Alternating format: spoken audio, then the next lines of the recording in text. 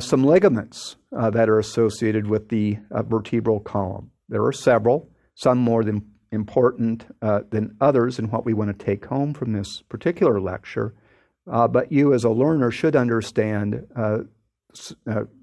quite importantly, our anterior and posterior longitudinal ligaments. Here we're looking at an anterior view, and we see the anterior longitudinal ligament. It's going to run from the sacrum all the way up to the occiput or the occipital bone of the skull. It will connect to the vertebral bodies and the intervening intervertebral discs. Because the surface area anteriorly is pretty large, the width of the anterior longitudinal ligament is also going to be wide. The anterior longitudinal ligament will help stabilize the vertebral column during extension. So if we flex, move forward, and then extend, it will help to stabilize the vertebral column in that extension. The more we extend, the tauter it becomes. Located posteriorly and attached to the posterior aspects of the vertebral bodies, as well as the posterior aspects of the intervertebral disc, is our posterior longitudinal ligament. And we see a deeper portion of the posterior longitudinal ligament here, and then we see a more superficial component of our posterior longitudinal ligament. And in through here, it's attached to the posterior aspects of the vertebral bodies. And note that we have the pedicles on either side. So consequently, because the pedicles are limiting structures, the posterior longitudinal ligament is much narrower as a band than would be the anterior longitudinal ligament. And then when you get at the level of the intervertebral disc, you no longer have that limitation. So there are lateral extensions of the posterior longitudinal ligament on either side of the central bands. The posterior longitudinal ligament does just the opposite functionally of the anterior longitudinal ligament, and that will be to stabilize the vertebral column during flexion. Also, if you have a herniation of an intervertebral disc, note that this is a weaker area here out laterally from the central band, so a herniation of the intervertebral disc is going to come out posterolateral to your posterior longitudinal ligament on either side.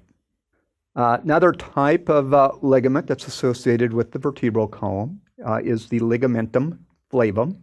Flavum means yellow, and these are yellow elastic ligaments that run from lamina to lamina. And so this area here is the ligamentum flavum on this side, and here is the ligamentum flavum on the opposite side, again running from lamina to lamina.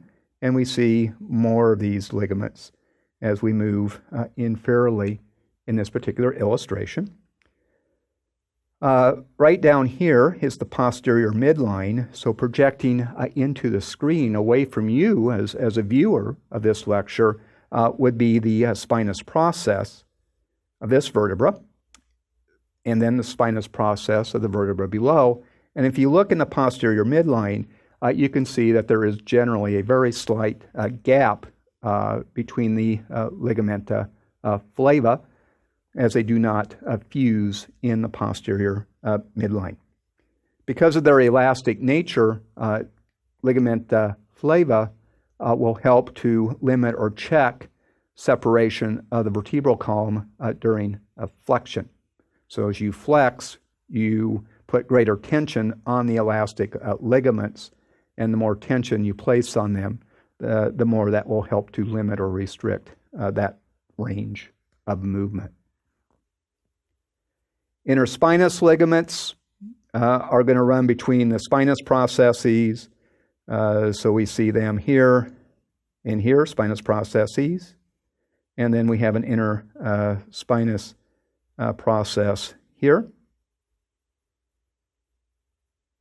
These are poorly developed in the cervical area, and we can also see in this particular view a nice intervertebral disc. This is the nucleus pulposus region that was discussed a moment ago. And then here's an M plate here above and an M plate here below. And so this shows those structural features more clearly. Interspinous ligaments will help to limit or check the separation of spinous processes during flexion. We also have supraspinous ligaments, and these will run from the tips of spinous processes to the next ones below or above, depending on where you start. Supraspinous ligaments will run from the vertebra prominens, again known as C7, and will extend inferiorly to the level of the sacrum. These two will help to limit separation of spinous processes during flexion. The ligamentum nuchae runs from the occiput down to C7, so it's this midline ligamentous structure. The specific attachment point to the skull is known as the external occipital protuberance, and the inferior limit of our ligamentum nuchae will be at the spine of C7, the vertebra prominens.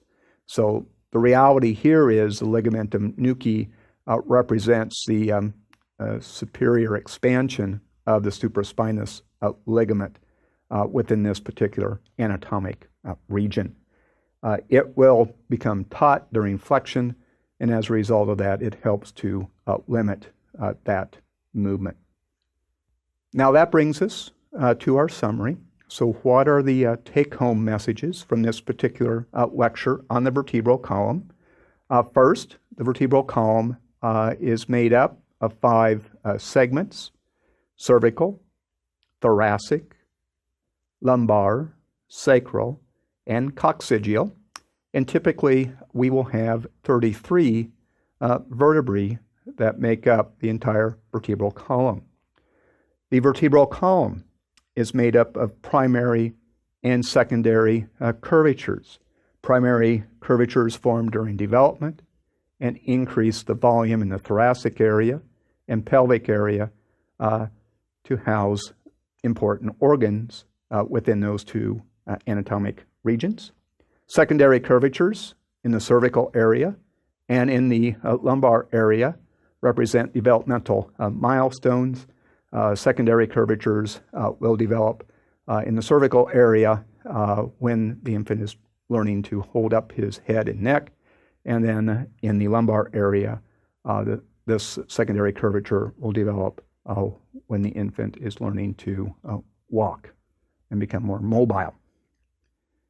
The 2 basic components of a typical vertebra would be the body and the vertebral arch. Segmental specification is demonstrated by structurally modifying the vertebral components. And then lastly, vertebral articulations and attendant ligaments will confer and either limit or increase the freedom of range of movement. Thank you for joining me on this lecture on the vertebral column.